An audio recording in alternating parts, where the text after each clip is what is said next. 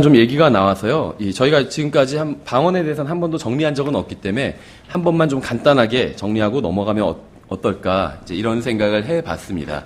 그래서 오늘은 이제 방언 문제 정리 그냥 이렇게 제목을 달아봤는데 성경에서 말씀하시는 방언은 과연 무엇인지 저희가 한번 찾아보도록 하고 또 이제 방언이 나오는 그 관련 문맥이 아주 많은 건 아닙니다. 근데 이제 오늘 이 시간엔 이제 주로 사도행전을 중심으로 이제 방언이 등장하는 게 있는데 한 3번 정도 등장하고 있어요. 그래서 그 문맥을 한번 찾아보고 왜 여기서 방언이 등장해야만 했는지를 한번 저희가 정리하는 시간을 갖도록 하겠습니다. 지금 이 시대, 그러니까 마지막 시대. 근데 꼭 뭐 마지막 시대만은 아니겠지만 오늘날 교회의 큰 문제 중에 하나는 은사의 어떤 은사를 잘못 사용하고 있다는 것이 이제 가장 큰 문제 중에 하나일 겁니다. 가장 정말 심각한 문제는 하나님의 말씀에 무지하다는 거예요. 하나님의 말씀을 잘 모른다는 거죠. 그래서 형제님들과 교제를 나눌 때도 잠깐 그런 얘기를 했었는데 제가 이전에 다니던 교회는 굉장히 보수적인 교회였어요.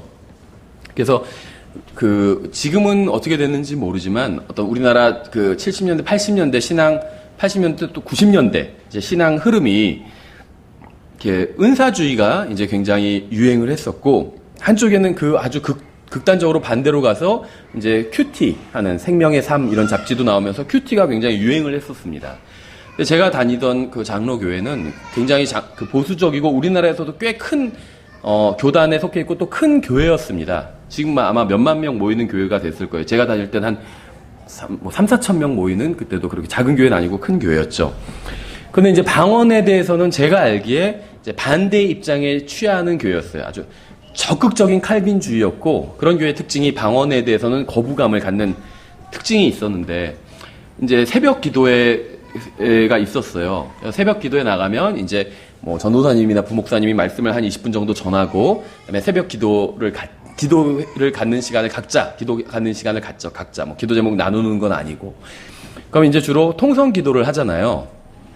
뭐 통성 기도나 뭐 그냥 저희는 이제 통성 기도를 하지 않고 그냥 조용히 속으로 기도하는데 그거는 뭐 그렇게 중요한 건 아니죠, 차이가. 근데 어쨌든 간에 거기선 통성 기도를 하는데 이제 하기 전에 먼저 이제 주여 삼창을 하고 주여 하고 3번 한번 부르고 이제 통성 기도가 시작되거든요, 일반적으로.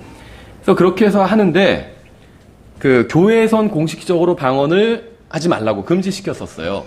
근데 어떤 눈치 없는 분이 아니면 뭐 온 지 얼마 안 되는 분이 통성 기도를 신나게 하다가 갑자기 방언을 막 소위 말하는 방언, 기독교계에서 말하는 방언, 그게 막 터져서 막 그걸 하는 거예요. 그러면 이제 앞에서 이제 그 기도회를 인도하시던 목사님이 있었잖아요. 그러면 교회에서 그 방언을 하는 걸 반대하면 우리 교회에선 방언이 그게 적절하지 않다고 보기 때문에 잘못됐다고 보기 때문에 하지 말라든지 이렇게 얘기를 해야 되잖아요. 근데 교회 규칙으로는 방언을 하면 안 되는 거였어요. 근데 성경적으로는 왜 방언을 하면 안 되는지 가르쳐 준 적이 한 번도 없는 거예요. 그렇게 누가 방언을 했을 때 그걸 성경적으로 제지하지도 못하고. 그러니까 뭐라고 광고를 하셨냐면 다 통성기도 하는데 갑자기 누가 막 방언으로 알라블라블라 하니까 목사님이 그냥 교회에서는 좀 자제해 주시기 바랍니다. 이러시더라고요. 그래서 그때도 그게 뭔 의미지? 잘못됐으면 잘못된 거고, 어디서 하지 말라고 하든지, 아니면 바른 것이면 교회에서도 할 수 있는 것이든지, 그러니까 집에서만 하라는 거예요.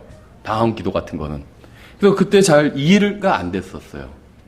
근데 성경에선 분명히 이 기독교계에서 사용하고 있는 방언이 잘못됐다고 말씀하고 있는데, 이제 많은 교회들에서 여기에 대해서 이제 무지한 것이 사실입니다. 그래서 구원받았건 구원받지 못했건 평균적인 기독교인들, 그러니까 교회 다니는 사람들은 믿음과 실행의 문제에 있어서 바른 것과 잘못된 것을 거의 구분하지 못할 정도로 성경에 대해서 무지한 상태에 있습니다. 설교자들은 하나님의 말씀을 설교 재료 중 하나로 사용할 뿐이에요. 그 교회에서도 그 교회만 그런 건 아니에요. 대부분이 다 그런데 성경 한 구절 인용하고 막 다른 얘기하고 도덕 얘기 잘 살아야 된다 이런 얘기만 하면 다행인데 막 정치 얘기까지도 하고 막 그런 분이었어요. 그래서 막 결론이 공산당이 다 멸망하는 것이 막 그런 식으로 결론이 가버린다든지. 성경의 결론과는 전혀 상관없죠. 공산당만 멸망하나요? 민주주의, 자본주의도 다 멸망하지 나중에. 그렇지 않아요? 예수 그리스도의 왕국이 등장하면 세상 모든 왕국들이 다 산산조각 나게 되는데, 그래서 약물이에게 성경을 전혀 가르치지 않는 교회와 목자들도 많다는 것입니다. 그 결과 교회는 믿는 자들이 모여서 하나님의 말씀을 배우는 기관으로서의 기능을 완전히 상실해버린 거죠. 그래서 이제 교회는 그저 사람들이 모여서 적당히 좋은 얘기 나누다가 적당히 즐기는 그런 장소가 되어버렸어요. 우리나라 기독교에서는 이 방언이라는 말의 의미에 대해서 굉장히 크게 오해를 하고 있습니다. 그래서 아무도 알아들을 수 없는 어떤 제잘거림, 이것이 우리나라 기독교에서 방언에 대한 공식 정의예요. 근데 이거는 사실은 방언이란 말과는 전혀 관계가 없는 이야기입니다. 방언은 말 그대로 국어사전 찾아보면 정확한 정의가 나와 있어요. 말이고 언어입니다. 제주도 방언 하면 제주도의 언어라는 거예요. 그렇죠. 그래서 우리 흠자 성경에서는 이것을 그냥 언어라고 번역했어요. 언어. 사실 방언의 의미는 언어예요. 같은 뜻이에요. 방언, 언어. 같은 뜻이라는 것이죠. 그런데 우리가 언어 하면은 이거는 알 수 없는 제잘거림은 생각 안 하잖아요. 언어니까. 근데 방언 하면 알 수 없는 어떤 랄라 하는 제잘거림이라는 거죠. 그렇죠. 예, 그래서 우리 이번 시간에 우리가 그냥 방언이라고 얘기를 하겠습니다. 일단. 왜냐하면 언어라고 하면 이걸 못 알아들으니까. 흠정형 성경에는 언어로 번역되어 있지만 개신교에서는 그냥 방언이라고 하니까 제가 그냥 방언이란 말을 그대로 사용을 하겠습니다. 예, 그래서 방언, 언어 다 같은 것이라고 보시면 돼요. 성경에서는 알지 못하는 언어, 이상한 언어, 다른 언어, 여러 가지 언어들이 나옵니다. 근데 이것을 이제 랄라뚜뚜따라라 하는 그런 방언이라고 생각하는 사람들이 있다는 거죠. 근데 이것이 이제 대부분 다 같은 것을 가리키고 있어요. 근데 상황에 따라서, 문맥에 따라서 그 언어를 설명할 때 알지 못하는 언어다, 또 이상한 언어다, 다른 언어다, 여러 가지 언어다, 이런 식으로 표현하고 있을 뿐입니다. 이 방언 문제는 지금은 약간 좀 은사주의가 주춤한 상태인데 아직도 기독교에서 큰 부분을 차지하고 있어요. 그래서 밖에서 어떤 그 소위 이제 예수님을 믿는다는 사람을 만난 적이 있는데 그냥 어떻게 우연히 얘기하다가 뭐 방언 얘기만 하는 거예요. 신유 얘기만 하고. 이것이 기독교계의 한 큰 부분을 차지하고 있는 것이 사실이란 것이죠. 그래서 어떤 사람은 신앙의 전체가 다 방언에 기반을 두고 있는 사람도 있어요. 다 그런 건 아니겠지만 정말 저도 그 이상한 사람 많이 만났었어요. 예전에도 문서사역을 이제 하고 교회에서 이제 근무를 하고 있었는데 다른 형제님 한 명이랑 전화가 왔어요. 여자분인데 나이는 그때 저는 이제 20대였고 아마 그분은 40대 중반이나 이랬던 것 같아요. 제가 정확히 기억은 안 나는데. 근데 전화가 왔는데 얘기를 하는데 분명히 이분이 은사주의자인 것 같은데 뭔가 상당히 이상해요. 근데 이제 어떻게 이상한 걸 알았냐 하면 말을 하는데 매 문장마다 할렐루야라는 말이 꼭 들어가요. 안녕하세요, 할렐루야. 그래서 처음에는 뭐 기독교인 중에 그렇게 인사하는 사람이 있잖아요. 그래서 그것까지 인정을 하는데 제가 지금 어딘데요, 할렐루야, 이런 식이에요. 지금 거기에 갈 수 있을까요, 할렐루야 하면서. 그래서 나중에는 그래서 제가 오지 말라고 그랬어요. 오지 마세요. 왜냐하면 그래도 나이 차이는 연배 차이는 있지만 교회 내에 지금 그 근무 시간이 지났어요. 이미 6시간을 지났고 그래서 뭐 책이 어떤 관심을 갖는 것 같으면서 오겠다는 거예요. 물론 그분의 진짜 관심은 다른 데 있었어요. 근데 오겠다는 건데 남자만 여기 형제만 있으니까 오지 말으라고 그랬는데도 오겠다는 거예요. 굳이. 그래서 거기 뭐 위치가 어디예요? 할렐루야 막 이런 식의 대답이요. 그래서 이제 이상한 사람이란 걸 직감하고 오지 말라고 그랬는데 오지 마세요. 저희도 이제 퇴근할 거예요. 이랬는데 왔어요. 그것도 택시를 타고 왔어요. 먼 데서. 올라와가지고 제가 택시를 타고 왔는데 잠깐 택시비를 빌려달라는 거예요. 제가 빌려줬을까요? 안 빌려줬는데 옆에 굉장히 착한 저랑은 다르게 훌륭한 형제님이 있어서 그 형제님 빌려주시더라고요. 냈는데 딱 얘기는 자기가 선교사인데 자기를 지원해달라 이런 거였어요. 그래서 우리는 그런 뭐 결정권도 없고 이 교회에서 이제 그냥 일하는 그 사람들이고 뭐 우리가 결정할 수 있는 것도 아니라고. 그래서 지금 소용이 없다고 했는데 나중에 그래서 우리가 이제 하다가 좀 이상해서 그냥 사실 이제 어떤 복음 얘기를 하고 막 이랬어요. 구원받은 거 같지 않아서. 나중에 막 화를 내더라고요. 내가 선교사인데 할렐루야 하면서 막 지금 날 어떻게 보는 거야 할렐루야? 진짜로 이랬어요. 나중에는 그 형제랑 저랑 둘이 무서워가지고 뭐가 이거 씌우지 않고서야 이런 게 나올 수 없다 해서 굉장히 막 무서워해서 겨우 간신히 달래서 정확히는 기억은 안 나요. 그분이 뭐 10,000원을 줬던지 하여튼 겨우 계속 보냈어요. 그냥 문 잠궈버리고. 근데 막 방언 얘기하고 무슨 막 좀 뭔가 이상한 이렇게 그런 것들이 있다는 거죠. 전혀 성경에 기반한 믿음이 아니라 어떤 자기 체험과 아니면 뭐 방언과 신유와 이런 거에 기반한 믿음을 기반하고 있는 그런 사람들이 있습니다. 방언에 대해서 완전히 관점이 갈리고 있죠. 방언을 하는 것은 모두 사탄의 역사라고 믿는 사람도 있고, 반면 하나님의 이름으로 행해지는 것이기 때문에 만약에 하나님의 이름으로 하는 것이라면 무조건 반대하면 안 된다. 이런 입장도 있어요. 방언을 나는 하지 않지만, 어떤 이제 관대한 분 중에는 나는 방언을 하지 않지만 방언을 하는 사람들은 그래도 하나님의 이름으로 하지 않냐. 그렇기 때문에 그거를 뭐라고 하면 안 된다. 뭐 이렇게 생각하는 사람도 있고. 우리는 사도 바울과 같이 율법과 대언서에 기록된 모든 것, 즉 성경은 모두 온전히 하나님의 영감으로 주어진 것이라는 사실을 믿습니다. 그리고 사도 베드로와 같이 성경이 썩지 않을 것이라는 사실도 믿고 있어요. 또 다윗과 같이 하나님의 말씀은 완벽하게 보존되었고 하나님께서는 주님의 모든 이름보다 더 자신의 말씀을 크게 하셨다. 우리도 그걸 믿고 있죠. 그리고 예수 그리스도처럼 우리가 현재 가지고 있는 성경이 어떠한 오류도 없음을 믿고 있습니다. 예수님께서는 성경의 원본이 사라진 지 2000년 가까이 지난 시대에 사셨지만, 그러니까 예수님께서 살아계실 때, 지상의 인간의 몸으로 계실 때에 성경은 구약 성경밖에 없었죠. 거의 2000년 전에 원본이 사라진 상태에 있었어요. 근데 주님께서 회당에 가셔서 성경을 읽으면서 성경을 가르치실 땐 한 번도 원본에는 이렇게 되어 있지 않지만 뭐 이런 말씀을 하신 적이 없다는 거죠. 그래서 복사본 자체도 성경으로 그대로 믿고 거기서 이야기를 이제 진리를 전하시고 이야기를 풀어가셨다는 겁니다. 그래서 우리도 마찬가지예요.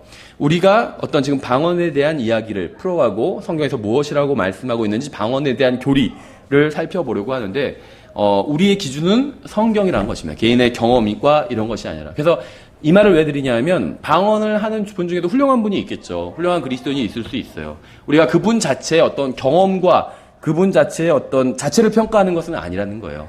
다만 성경이 말씀하시는 방언에 관해서 어떤 사람의 인격을 평가하는 것이 아니라 그 방언에 대해서 성경이 무엇이라고 말씀하고 있는지 이제 거기만 초점을 맞춰서 우리가 살펴볼 것이라는 것을 이제 말씀을 드립니다. 성경 자체가 성경을 공부해야 된다 이렇게 말씀하고 있죠. 잘 아시는 구절이죠. 너는 진리의 말씀을 바르게 나누어 내 자신을 하나님께 인정받는 자로 부끄러울 것이 없는 일꾼으로 나타내도록 연구하라.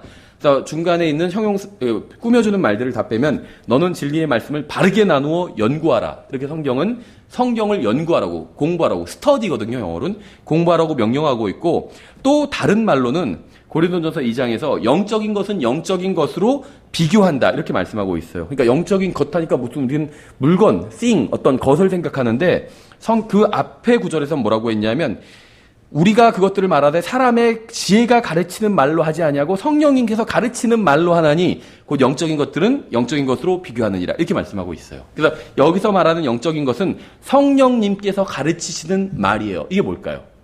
성경이에요. 성령님께서 가르치시는 말은 성경이에요. 그래서 영적인 것을 영적인 것으로 비교한다는 건 성령님께서 가르치시는 말, 즉 성경을 성경으로 비교한다는 겁니다. 우리는 진리의 말씀을 바르게 나누어서 이것이 요 부분은 누구에게 해당되고 요 부분은 누구에게 해당되고 이렇게 바르게 나눠서 공부해야 되고 또 영적인 것은 영적인 것으로 비교해 봐야 돼요. 방언에 대해서 말씀하고 있는 한 부분이 있으면 그것만 가지고 결론을 내려서는 안 되고 다른 부분에선 방언에 대해서 또 뭐라고 말씀하고 있는지 비교해 보고 종합적으로 결론을 내려야 된다는 거죠. 오늘날 수많은 교회들이 거짓 교리에 빠지게 된 원인은 이제 두 가지에서 찾아볼 수가 있습니다. 첫 번째는 성경의 사적인 해석이에요. 이것은 사람이 성경을 자기의 생각과 경험과 감정에 입각해서 해석하는 겁니다. 이것은 성경을 가르치는 것이 아니라 자기가 믿는 특정한 교리를 가르치기 위해서 성경을 사용하는 거예요. 뭐 그런 예는 무궁무진하게 많아요. 어떤 목사님은 설교의 모든 주제가 11조예요. 결론이 다 11조예요. 설교 결론이. 그래서 예를 들면 요한복음 3장 16절 가르치는데 하나님께서 세상을 이처럼 사랑하사 자신의 독생자를 주셨으니 이것은 누구든지 그를 믿는 자들은 11조를 내게 하려 함이라. 진짜 이런 식으로 인용해요. 하나님께서 이렇게 은혜 베풀어 주시지 않았냐? 앞에 맞는 얘기예요. 그러니까 11조를 내라. 이런 식이에요. 항상. 모든 설교가. 그럼 그건 하나님의 말씀을 가르친 게 아니죠. 요한복음 3장 16절은 11조와 전혀 관련이 없어요. 아무런 관련이 없어요. 그렇죠. 근데 11조라는 교리를 가르치기 위해서 그냥 그 구절을 써먹은 것에 불과한 것이죠. 이게 사적인 해석입니다. 성경에서는 절대 성경을 사적으로 해석하지 말라는 거예요. 사적인 해석이란 건 하나님의 말씀을 자기 생각으로 해석하는 거예요. 그게 아무리 합리적이고 훌륭한 생각이라 할지라도 인간의 생각으로 성경을 해석하면 그것은 사적인 해석인 것입니다. 그럼 사적인 해석이 되지 않으려면 어떻게 해야 되냐? 성경을 성경으로, 영적인 것은 영적인 것으로, 성경을 성경으로 비교해서 그 뜻이 스스로 드러나게 해야 돼요. 그럼 이제 성경은 왜 우리가 성경을 성경으로 비교해서 해석을 해야 되냐면, 한 군데서 모든 것을 다 말하고 있지 않습니다. 여기서 뭐 이제 반대하시는 분이 있을 수도 있는데, 예를 들면 뭐 간극이론이라고 불리는 그런 것이 있죠. 제가 여기서 뭐 그걸 얘기하고자 하면 아니에요. 저는 그걸 받아들여요. 간극해서 전 간극이론이라고 부르지 않아요. 간극진리라고 부르지. 근데 그걸 안 받아들이는 분도 있어요. 여러분 중엔. 그래서 사실 그리스도인으로서 교제하는 데는 전혀 문제는 없습니다. 근데 이제 안 받아들이는 분들이 여러 가지 이유로 안 받아들이는 이유를 얘기를 하는데, 뭐 그 중에서는 어느 정도 이제 납득이 가는 것들도 있겠죠. 근데 이제 저는 납득이 안 가는 게 무엇이냐면, 창세기 1장에서는 간극 얘기 안 나오지 않냐. 그냥 쭉 창조하셨다고 그러고 다 창조하신 얘기만 나오지 않냐. 근데 왜 간극을 갑자기 1장 1절과 1장 2절 사이에 간극을 껴 넣었냐. 없는 걸 왜 얘기하냐. 그냥 쭉 간극 얘기가 없으니까 그냥 쭉 넘어가지. 이렇게 얘기하시는 분들이 있는데, 성경은 그런 식으로 기록이 되어 있어요. 쭉 얘기하는데 나중에 가서 사실은 그 사이에 무슨 일이 있었다. 이런 식으로 성경은 설명하는 경우가 많다는 거죠. 민수기 읽어보세요. 이스라엘 백성이 발람 이야기 아시죠? 발람이 이스라엘 저주라고 했는데 결국 거기서는 끝에서 저주 안 했어요. 발락이 엄청 화를 내는 것으로 끝납니다. 그리고 그 다음 챕터에서 바로 이어지는 것이, 근데 이스라엘 백성들이 그 이방 여인들과 이제 행음하는 그런 얘기가 갑자기 나와요. 그러니까 발람이 이스라엘 백성을 저주하거나 꿰는 장면이 그때 등장하지 않는다는 거예요. 민수기에서는 실패해버린다는 거예요. 근데 그걸 어떻게 알 수 있을까요? 근데 결과적으로 보면 발람이 이스라엘 백성을 타락시킬 묘책을 생각해내서 그걸 발락에게 제공한 게 맞아요. 민수기에선 등장하지 않지만. 어떻게 알 수 있냐면, 나중에 신약 성경에 보니까 그런 게 다 나와 있어요. 발람이 그렇게 했다고. 그래서 발람이 어떤 죄를 지었다는 이야기가 나온다는 거예요. 그러니까 성경은 그런 식이에요. 여기서 다 설명하지 않지만 나중에 보니까 뒤에서 설명을 하는 경우가 있죠. 그럼 그거를 맞춰볼 수 있는 거예요. 우리가 누가복음에서 십자가 옆에 달린 강도의 얘기도 다른 복음서에서는 회개했다는 얘기가 나오지 않아요. 둘 다 저주했다. 그걸로 딱 끝나요. 다른 복음서에서. 근데 누가복음에서 보니까는 회개한 장면이 나오잖아요. 그럼 둘 다 저주했고 둘 다 다리를 꺾이고 죽임을 당했죠. 나중에 확인 사살을 당했죠. 그럼 그 사이에 분명히 회개한 게 간극으로 들어가는 거죠. 간극이랑 간격이 있다는 거니까. 그래서 성경은 대부분 그런 식이에요. 쭉 한 다른 성경에선 쭉 진술해버려요. 근데 뒤에 가서 나중에 다른 성경에선 사실 그때 무슨 일이 있었다. 이런 식으로 진술한 게 많다는 겁니다. 그래서 이건 뭐 간극 이론이 맞았다 틀렸다 이런 얘기 정도가 아니라, 그냥 창세기 1장에서 무엇을 말하고 있지 않다고 해서 직접적으로 그 일이 없었다고 이렇게 얘기할 수는 없다는 겁니다. 어쨌든 간에 성경은 성경으로 비교해서 풀어봐야 돼요. 한 구절만 가지고 이건 그거다 이렇게 얘기하면 안 된다는 겁니다. 왜냐하면 성경에서 심지어 그 반석은 그리스도였느니라 이런 구절도 나와요. 반석, 큰 돌이 그리스도였대요. 그럼 예수님이 진짜 그 돌인가요? 그건 아니잖아요. 그렇죠. 다른 구절을 보니까 그건 비유로 말씀하시는 거구나 이걸 알 수 있다는 거죠. 단 한 구절만 가지고 자기가 막 상상의 나래를 풀어서 그 구절로 막 교리를 만들어서는 안 된다는 겁니다. 근데 사람들이 잘못된 이론의 그것에 빠지는 이유가 단 한 구절 아니면 거기에 나오는 단 한 단어만 콕 집어가지고 막 자기가 해석해버려요. 방언 그 말이 있으면 앞뒤 문맥 다 자르고 방언이라는 것은 어떤 특별한 언어고 하면서 이건 바로 랄라토토라라 하는 이런 것이다 라고 한다는 거죠. 그래서 그것이 이제 첫 번째 잘못이고, 두 번째는 진리를 잘못 적용하는 것입니다. 성경에 나오긴 나왔는데 그것을 다른 식으로 다른 시대에 다른 대상의 사람들에게 적용하는 거예요. 어떻게 하면 구원을 받을 수 있느냐는 질문에 대해서 노아 시대에는 방주 안으로 들어오라 이게 정답이었겠죠. 근데 사도행전 16장에선 예수 그리스도 안으로 들어와야 구원받는 게 정답이라는 거죠. 그래서 해당 시대가 다르고 대상이 다른 사람들이었죠. 이거를 막 섞으면 안 된다는 거예요. 지금 이 시대에 예를 들면 방주 안으로 들어오십시오. 그래야지 구원을 받습니다. 이렇게 얘기한다면 그거는 오류라는 겁니다. 근데 많은 이단들이 이런 식의 오류에 빠져 있어요. 성경적 근거는 다 있어요. 그런데 그걸 갖다가 지금 이 시대의 사람들에게 적용하려고 한다는 거죠. 그럼 잘못됐다는 겁니다. 예를 들면 지금 메시아닉 교회들이 유행하고 있어요. 그래서 토요일에 예배를 드려요. 모르겠어요. 뭐 샤밧 예배다 막 이렇게 부르면서 토요일에 예배드리더라고요.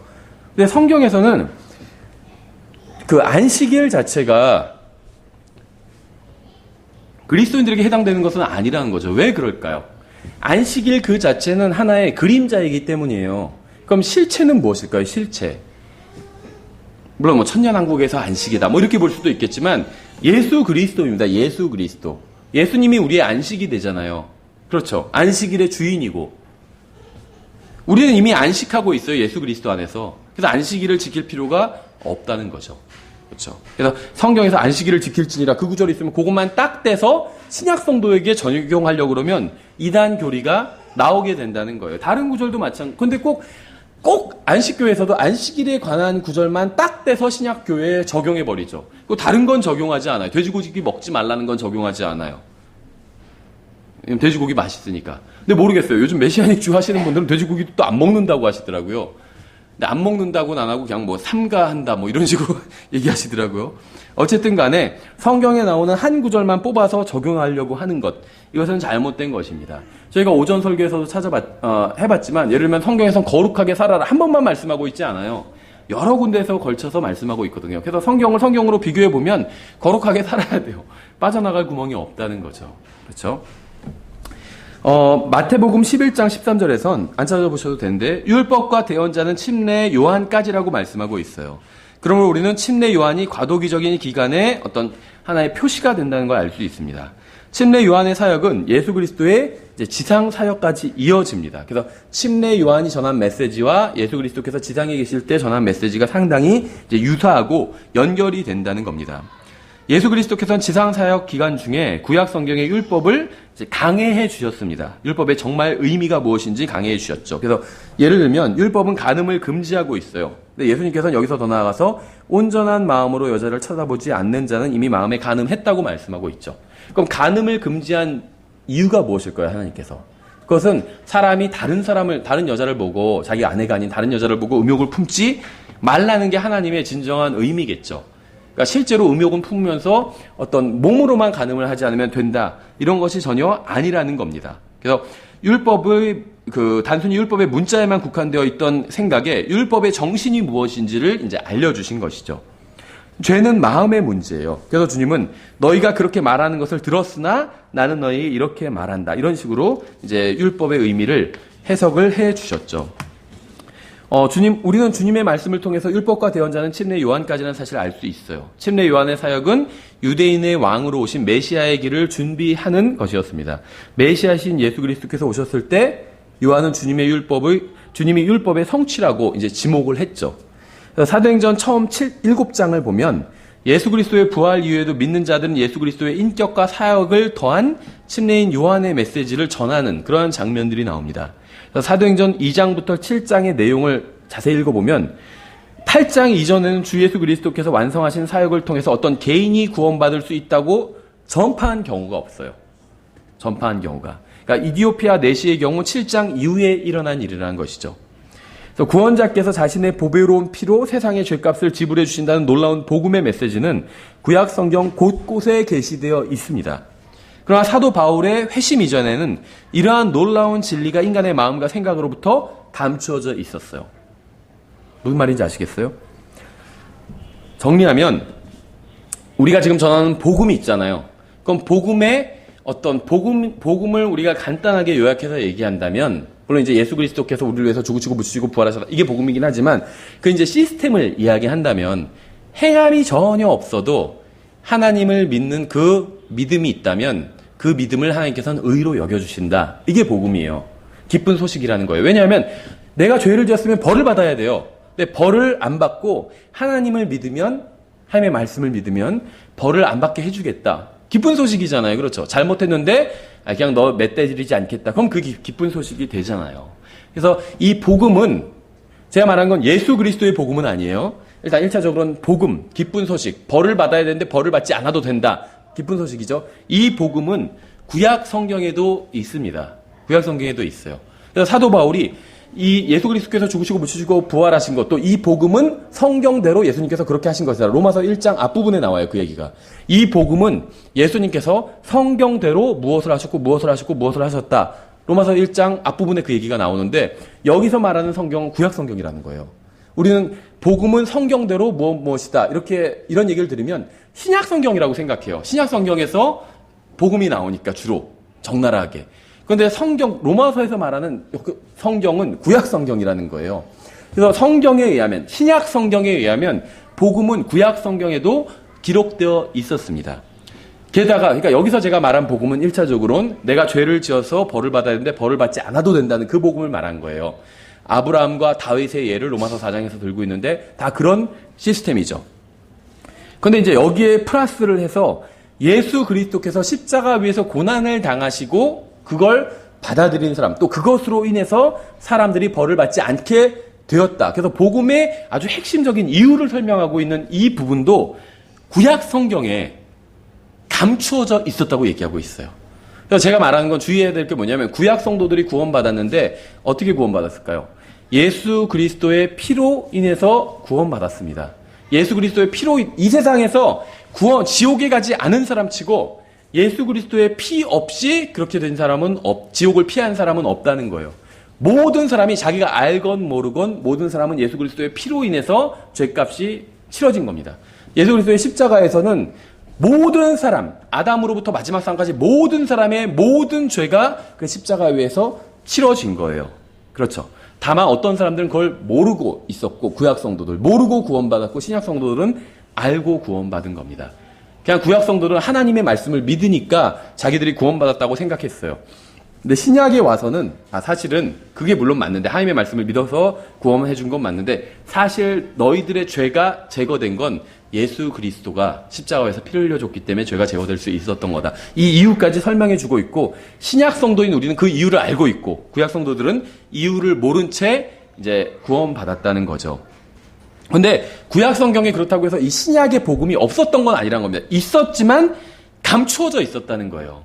그래서 이사야서를 아무리 읽어봐도, 53장을 아무리 읽어봐도 이게 고난받는 어떤 사람의 이야기가 나오는데, 그런데 이게 대언자 자신이 자기에 대해서 하는 말인지 다른 누구인가에 대해서 하는 말인지를 몰랐다는 거예요. 누가 성경을 열심히 믿는 사람이. 생각해 보세요. 에디오피아 내시가 그 장면을 읽는데 그게 누구를 말하는 건지 몰랐잖아요. 에디오피아 내시는. 그래서 빌립에게 물어보잖아요. 이게 자기 얘기냐 다른 사람 얘기냐 물어보잖아요. 그래서 거기서부터 시작해서 복음을 전하게 되잖아요. 그렇죠. 왜냐하면 그게 이사야서 53장은 지금 신약의 복음과 정확히 일치해요. 똑같은 얘기예요. 그렇죠. 우리를 대속해, 로마서 5장과 정확히 일치하는 얘기예요. 우리를 대신해서 누군가 벌을 받았다 이 얘기잖아요. 이사야 53장은. 근데 에디오피아 내시는 그냥 교회를 나이롱 신자처럼 다니던 사람이 아니었어요. 아프리카에서 대륙을 건너서 중동으로 갔어요. 그때는 2000년 전인데 지금처럼 뭐 대륙 횡단 열차가 있거나 비행기가 있던 시기가 아니에요. 마차, 그것도 비포장 도로를 마차를 타고 달렸어요. 그럼 얼마나 그 후유증이 심한지 아세요? 얼마나 힘들고? 몇 박 며칠이 아니에요. 몇 달에 걸쳐서 그렇게 찾아온 거예요. 하나님께 경배드리기 위해서. 대단한 거예요. 이건 우리의 신앙과 차원이 다른 훨씬 훌륭한 신앙이에요. 지금도 어떤 간증들을 읽어보면 어떤 중국의 어떤 지역에선 하나님께 예배 드리기 위해서 토요일 오전에 출발해요. 중국의 오지에 있는 어디에서는. 그 믿음이 어떻겠어요? 한국의 기독교인들의 믿음과는 상대가 안 돼요. 그 중국 지하교회 이런 데서 생활하는 사람들의 그 신앙생활하는 사람들의 믿음과 20km, 30km를 걸어와요. 그 전날에 예배 드리러. 아프리카 이디오피아 내시는 훨씬 더 먼 거리를 그렇게 왔던 거예요. 이 사람이 신앙이 대충인 사람이 아니고 이 사람 또 성경 항상 갖고 다니면서 읽던 사람이에요. 그렇죠? 그런데도 그게 무슨 뜻인지를 몰랐어요. 복음을 읽으면서도 이게 누구 얘기일까? 우리는 다 알고 있는데 이 사람 몰랐었다는 거죠. 그래서 골로새서 1장 26절에선 이런 식으로 표현하고 있어요. 이것은 곧 여러 시대와 여러 세대로부터 감추어졌으나 이제는 그분의 성도들에게 드러난 신비에 관한 것이라. 이런 것이 있긴 있었는데 감추어져 있었다는 거예요. 그런데 이제는 드러났다. 우리가 잘나서 에디오피아 내시는요, 재정을 맡고 있었던 사람이었어요. 그러니까 재무부 장관이에요. 재무부 장관. 우리나라에서 어떤 그 행정고시 통과해서 그 장관이 되려면 얼마나 똑똑하고 그래야 되겠어요. 그렇죠. 아주 똑똑한 사람이에요. 그런데도 이게 무슨 말인지 몰랐던 거예요. 근데 우리는 알고 있죠. 우리가 더 똑똑해서가 아니에요. 이거를 신약 지금의 그분의 성도들에게 지금 드러내서 보여주셨기 때문에, 우리에게 드러내 보여주셨기 때문에 우리가 알게 되었다는 거죠. 그래서 그리스도께서 이루신 사역을 통해서 혼이 구원받을 수 있다는 교리는 율법과 대언서에 제시되어 있지만 성령님께서 사도 바울에게 계시해 주실 때까지 그것을 알고 있는 사람은 아무도 없었습니다. 베드로전서 1장 10절에 이 혼의 구원에 관하여는 너희에게 임할 은혜에 대하여 대언한 대언자들이 부지런히 조사하고 탐구하되, 왠 줄 아세요? 구약 성경의 대부분은 혼의 구원이 아닌 몸의 구원, 국가의 구원, 민족의 구원에 관한 것이었어요. 그래서 혼의 구원에 대해서도 대언자들이 궁금해서 성경을 탐구했다는 거예요. 부지런히 조사하고 탐구하되 자기들 안에 계신 그리스도의 영께서 그리스도의 고난과 그 뒤에 있을 영광을 미리 증언해 주실 때 그 영께서 무엇을 혹은 어느 때를 표적으로 보여주셨는지 탐구하였느니라. 그들이 자기들을 위해 그것들을 수행하지 아니하고 우리를 위해 수행하였음이 그들에게 계시되었는데 그것들은 곧 복음을 선포한 자들이 하늘에서 보내신 성령님과 더불어 이제 너희에게 전한 것이요 천사들도 살펴보기를 갈망하는 것이니라. 사도 바울이 서신서를 기록하기 전까지는 신약 성경은 존재할 수 없었고 믿는 자들은 오직 구약 성경만 가지고 있었습니다. 신약 교회가 믿는 교리가 바른 것이라고 증명하기 위해서는 신약 성경을 사용하지 못했다는 거예요. 그렇죠? 지금 시대가 어떻게 됐냐면 구약 성경만 있었어요. 그런데 구약 성경에도 복음이 있었죠. 그래서 이것을 가지고 바울을 비롯한 그 사도들과 또 초대교회의 대언자들이 신약 교회의 교리를 증언하기 시작했습니다. 그런데 구약 성경에선 이것이 신비의 형태로 많이 감춰져 있었기 때문에 어려움이 있었다는 거예요. 증언하긴 증언하지만.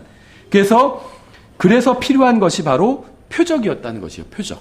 그래서 이 2000년 전에 사도들은 표적을 행했는데 그 표적 중엔 방언도 있고 병고침 같은 신유도 있어요. 이런 것들을 행했는데 그게 필요할 수밖에 없었다는 그 상황을 우리가 이해할 필요가 있다는 것입니다. 신약 성경이 완성되기 이전에 사도들과 믿는 자들이 가지고 있던 성경은 침례 요한이 마침이 되고 예수 그리스도께서 성취하신 구약 성경이 전부였어요.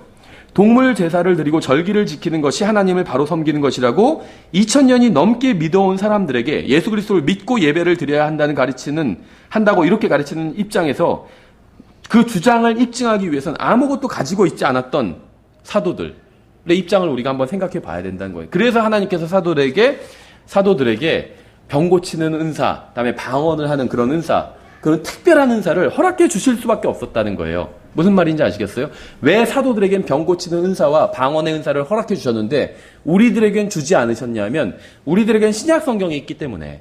그러니까 사도들이나 우리나 똑같이 신약 성경에서 말씀하시는 진리, 직접적으로 말씀하시는 진리, 예수 그리스도의 초림, 재림, 그 어떻게 살아야 되는지 이런 것들을 증언해야 되잖아요.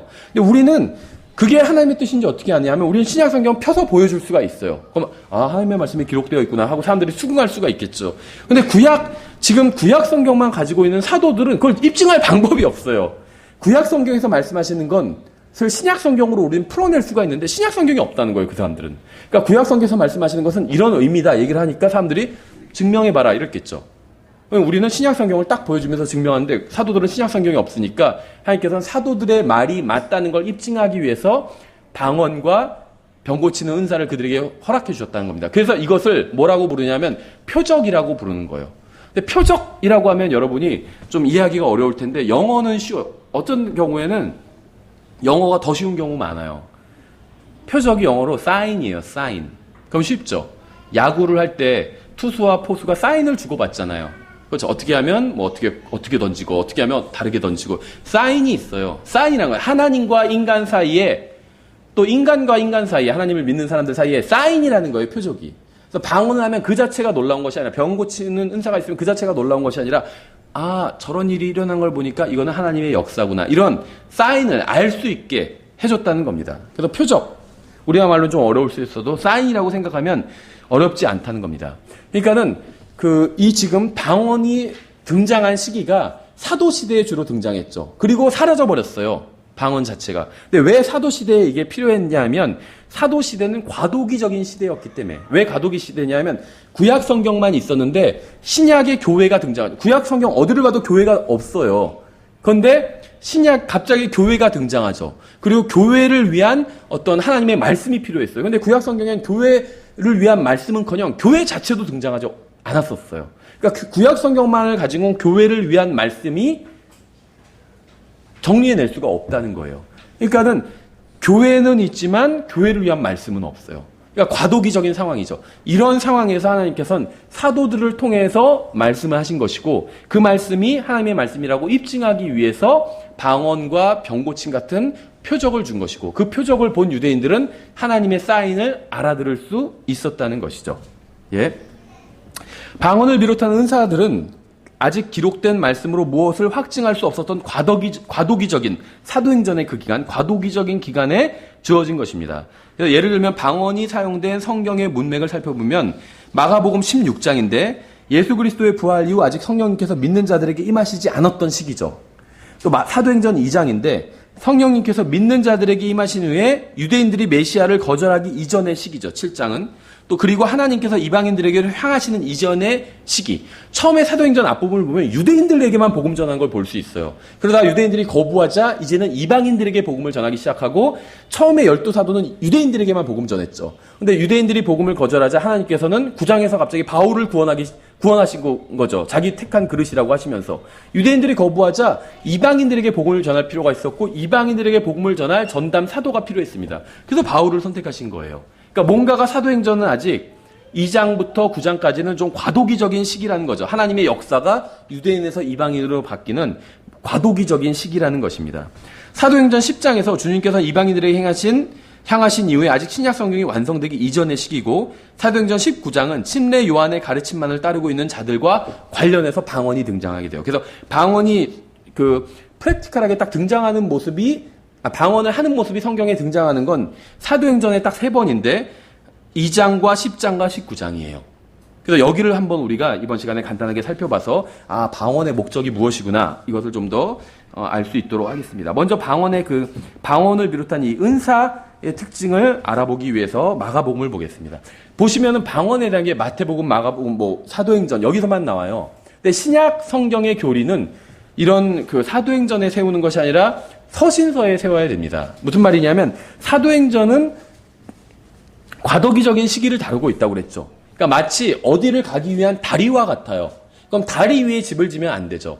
그 가고자 하는 곳에 가서 목적지에 가서 집을 지어야 됩니다. 그러니까 신약 교회의 교리라는 집을 짓기 위해선 사도행전과 같은 과도기적인 어떤 다리 위에 지어서는 안 된다는 거예요. 나중에 다 가서 서신서라는 확고한 반석 위에 집을 지어야 된다는 겁니다. 그래서 사도행전에서 빼와서 교리를 세우면 이상해지는 경우가 많아요. 다 그렇다는 것은 아니고 그런 경우들이 있다는 거예요. 예를 들면 사도행전 앞부분에선 믿는 사람들이 서로의 재산을 다 나눠 썼다고 그랬잖아요. 이거를 강제적으로 실행하면 어떻게 되죠? 공산주의가 돼요. 그렇죠? 그럼 서로 믿는 사람들이 서로의 재산을 다 공동으로 사용하는 게 잘못된 것일까요? 잘못되지 않은 것일까요? 한번 생각해 보세요. 잘못되지 않은 거예요. 사도행전 2장 보면 그 모습이 아름답게 나와 있잖아요. 그렇죠? 문제는 뭔지 아세요? 강제적으로 하느냐 아니냐의 차이예요. 그렇죠? 하나님께서 우리가 그 무엇도 강제적으로 하기를 원하지 않으세요. 생각해 보세요. 우리가 만약에 무엇인가를 강제적으로 하는 걸 원하신다면 하나님께서는 그렇게 하실 수 있죠. 강제로 하실 수 있잖아요. 가기 싫은데 막 모가지를 끌고 가실 수도 있고 그렇죠. 하실 수가 있어요. 근데 하나님께서는 그렇게 하지 않으셨다는 거예요. 예수 그리스도를 믿는 것도 강제로 하지 않으셨는데 하나님은 무엇을 강제로 하시겠어요? 우리가 자발적으로 주님을 섬기고 자발적으로 형제 자매들을 사랑하기를 원하신다는 것입니다. 그래서 사도행전 2장은 서로 믿는 자들이 재산을 놓고 같이 썼는데 자발적으로 이루어졌어요. 누가 시키지도 않았어요. 그렇죠? 자발적으로 이루어졌어요. 그래서 자발적으로 이루어져야 되는데 공산주의에서는 그걸 강제로 하려고 하다 보니까 문제가 생기는 것이죠. 그것도 구원받지 않은 사람들을 대상으로 강제로 하려다 보니까 문제가 생긴 거죠. 구원받은 사람들이 자발적으로 하면 아름다운 그런 일을 억지로 하려고 했다는 거죠. 근데 그거를 신약교회의 교리로 세울 수는 없다는 거예요. 나중에 서신서 보면 각자가 자기가 원하는 대로 미리 준비한 대로 기쁘게 즐겁게 아까워하지 말고 그러고 드리면 된다고 그랬잖아요. 헌금의 원리를. 전 재산을 다 갖다 바칠지니라 이렇게 얘기하는 말씀은 없다는 겁니다. 그렇죠. 그래서 신약 성경에서는 어떤 서신서에서 헌금에 대한 정확한 규율을 말씀하고 있는데 그것을 굳이 사도행전에서 가져올 필요는 없다는 거예요. 그렇게 가르치는 사람들이 있어요. 잘못된 사람들 중에. 재산 봐라. 재산 다 교회에 바치지 않았냐. 그 성도들 다 같이 공유하지 않았냐. 그러니까 갖다 바쳐라 하면서 그렇게 말하는 자기는 그렇게 안 하죠. 꼭 다른 사람만 그렇게 하라고 그래요. 그러니까 그거 자체가 잘못된 것입니다. 그렇죠. 주님 오실 때가 얼마 되지 않았기 때문에 재산을 바쳐야 된다. 그거 다 쌓아두면 뭐하냐. 그걸로 우리가 교회를 섬기고 복음 전하고 하자. 이렇게 얘기하면서 자기는 그렇게 안 한다는 거죠. 그래서 주님 오실 때가 얼마 안 됐으면은 그 사람만 재산이 필요 없는 게 아니라 교회도 재산 필요 없어요. 생각해 보세요. 일주일 후에 주님이 오실 거예요. 아니면 내일 주님이 오실 거예요. 일주일 후에 주님이 오신다면 내 통장 잔고에 1억이 없어도 되죠. 100년 후에, 예를 들면 30년 후에 오신다면 1억이 있어야 돼요. 아니면 10년 후에 오신다면 1억이 있어야 돼요. 그래야지 먹고 살죠. 그런데 일주일에 오신다면 내 통장에 한 50만 원만 있어도 돼요. 상관없어요. 그거보다 더 적어도 돼요. 상관없어요. 근데 그건 교회도 마찬가지 아닌가요? 주님께서 진짜 일주일 후에 오시면은 교회로 와서 다 재산 갖다 바칠 필요가 없어요. 교회도 지금 우리 교회 잔고에 예를 들면 돈이 있는데 50만 원도 없어도 상관없어요. 일주일에 정말 오시는 거면. 그렇지 않나요? 상관없다는 거예요. 예, 그래서 성경에 나온 우리가 하나님의 말씀을 통해서 신약 교회의 교리를 세워야 되는데 그렇게 한 구절만 있는 것 아니면 사도행전에 나온 것 이것만을 가지고 교리를 세우는 것은 대단히 위험하다는 겁니다. 그래서 성경의 사도행전에서 방언을 하는 장면이 3번 나오는데 3번 다 살펴보면 방언이라는 표적의 은사가 그 표적이 반드시 있었어야 되는 그런 상황이었다는 것이에요. 왜냐하면 다 신약 성경이 없었기 때문에 사도들이 전하는 것이 맞다고 입증할 수 있는 방법이 방언이나 신유 같은 병고침이 없으면 전혀 입증할 방법이 없다는 거예요. 사도들이 말하는 게 하나님의 말씀과 일치한다는 것을. 그런데 우리가 말하는 게 하나님의 말씀과 일치한다는 게 있잖아요. 신약 성경. 그렇죠. 구약 성경만 가지고, 우리도 구약 성경만 가지고 있었다면 교리를 가르칠 수가 없어요. 휴거와 재림, 초림과 재림. 이런 거 가르칠 수가 없어요. 구약 성경만 가지고는. 근데 신약 성경이 있잖아요. 그러니까 우리가 가르치고, 봐라. 신약 성경이 이렇게 되어 있지 않냐. 입증할 수 있다는 거죠. 믿는 사람들에게. 예, 그래서 오늘은 시간이 좀 돼서 일단은, 마가복음 16장, 요 부분까지만 살펴보고 다음 시간에 이어서 살펴보도록 하겠습니다. 마가복음 16장 14절에 그 뒤에 11 제자가 음식 앞에 앉았을 때 그분께서 그들에게 나타나사 그들이 믿지 아니하는 것과 마음이 강팍한 것을 꾸짖으시니 이는 그분께서 일어나신 뒤에 그분을 본 자들의 말을 그들이 믿지 아니하였기 때문이라. 그분께서 그들에게 이르시되 너희는 온 세상에 가서 모든 창조물에게 복음을 선포하라. 믿고 침례를 받는 자는 구원을 받으려니와 믿지 않는 자는 정죄를 받으리라. 믿는 자들에겐 이런 표적들이 따르리니 곧 내 이름으로 그들이 마귀들을 내쫓으며, 첫 번째 마귀들을 내쫓고 새 언어들로 말하면, 내가 사용하지 않았던 새로운 언어, 이제 이게 방언이라고 주장하죠. 다음에 뱀들을 집으며 어떠한 치명적인 것을 마실지라도 해를 받지 아니하며 병든 사람들에게 안수하면 그들이 나으리라 하시니라. 이렇게 말씀하고 있죠. 그래서 본문의 문맥은 정확하게 이러한 기적과 표적이 말씀을 선포하는 자가 하나님의 말씀을 선포하고 있다는 것을 입증하는 것을 보여줍니다. 19절에 이렇게 주께서 그들에게 말씀하신 뒤에 하늘로 올라가서 영접을 받으시고 하나님 오른편에 앉으시니라. 그들이 나가서 모든 곳에서 복음을 선포하며 주께서 그들과 함께 일하시며 따르는 표적들로 말씀을 확증해 주시니라. 표적의 목적이 정확히 나와 있죠. 따르는 표적들로 말씀을 확증해 주셨대요. 그러니까 이 표적의 목적은 이 하나님의 말씀을 확증하기 위함이에요. 그래서 근데 요즘 은사주의자들은 그 표적 자체만 가지고 막 쇼를 하고 집회를 하잖아요. 그건 잘못된 거예요. 병고침 자체가 목적이 돼버린 거예요. 방언을 하는 것 자체가 목적이 된 거예요. 그게 아니라 그런 것들을 하는 이유는 하나님의 말씀을 확증하기 위해서. 병 고치고 막 죽었던 사람이 살아나고 놀랐잖아요. 그래서 이런 놀라운 일을 하는 것은 하나님께서 지금 나를 통해서 역사하시는 거다. 근데 나를 통해서 지금 선포하는 이 말씀도 내가 지어낸 이야기가 아니라 하나님의 말씀이라는 것을 입증하게 하기 위해서 이런 표적을 주신 거라는 것이죠. 그래서 믿는 자들에게 성경에서 이런 표적들, 복수형이 있어요. 이런 표적들이 따르리니 곧 내 이름으로 그들이 하면서 그 리스트가 5개가 나오죠. 마귀들을 쫓아내는 능력, 새로운 언어들로 말하는 능력, 뱀들을 집어 올리는 능력, 치명적인 독을 마시지만 해를 받지 않는 능력, 병든 자들 위에 손을 올리면 그들이 낫게 되는 능력. 5가지잖아요. 근데 이걸 똑 잘라서 믿는 자들, 봐라. 믿는 사람은 방언한다. 이렇게 돼버렸다는 거예요. 성경은 그렇게 말하고 있잖아요. 믿는 자들은 5가지가 다 따른다고 그랬어요. 그렇죠? 자기가 할 수 있는 것만 따른다는 것이 아니라 복수형으로 이 5가지를 다 할 수 있게 된다는 겁니다. 방언하는 사람한테는 독을 줘보면 알 수 있어요. 그 방언이 진짜 방언인지 가짜 방언인지. 그럼 즉시 진짜 방언이란 걸 자백하겠죠. 어디 남산 같은 데 끌려가서 딱 독을 주면서 한번 해봐라 하면은. 그래서 주님께서 이러한 능력을 11 제자들에게 주신 이유는 그들이 전하는 메시지가 하나님의 말씀임을 입증하기 위함이었다는 것이 명백합니다. 그래서 주님께서 주신 능력의 은사는 5가지예요. 그러므로 사도의 은사를 가진 자는 5가지를 모두 행할 수 있습니다. 이 중 하나라도 행하지 못하면 사도의 은사를 받은 게 아니에요. 그 은사는 가짜라는 것입니다. 신유만 할 줄 안다. 난 방언만 해요. 이건 가짜라는 거예요. 다 주셨잖아요, 이렇게. 그렇죠. 그래서 오늘 여기까지 살펴보고 다음 시간에 이제 사도행전에서 실제로 사도들이 방언하는 모습을 한번 살펴봄을 통해서 이 방언, 성령에서 말씀하시는 방언이 무엇인지 자세히 살펴보도록 하겠습니다. 저희가 찬양을 주님께 드리고 찬양 드리